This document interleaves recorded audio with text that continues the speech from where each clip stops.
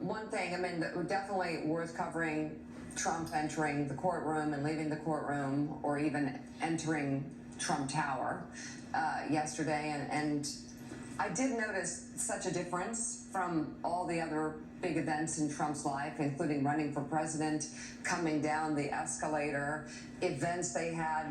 No family, no Melania, nobody, just Trump alone. And I can't remember really anything like that, where he completely didn't have sort of his team around him. But this is one thing that he will have to do himself with the U.S. Secret Service. Yeah, and we know that a lot of his family is tepid even by his presidential campaign, about his presidential campaign, that they just don't want to be a part of it and be advisors in the way that they were during the first campaign and his first go-round as president. Rev, you have experienced the Big Apple circus, as the New York Post is putting it this morning. You've been at the center of it from time to time. This is something completely different, though. You know Donald Trump. He's been through this cycle before, but not as a former president who will be booked today as a criminal defendant.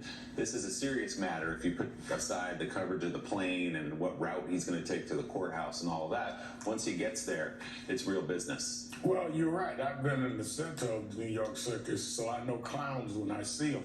And I think what we did not see yesterday, to Mika's point, is Donald Trump was not clowning.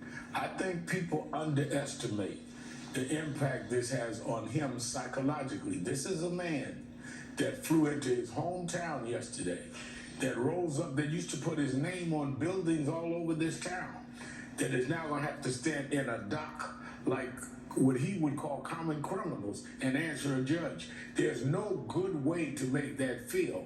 His family not there, nobody. They're going to call Donald Trump. Not Trump or Donald Trump. And he's going to have to answer like the kids he wanted to have the death penalty. He's humiliated. I don't care if it becomes the weaker case or the stronger case.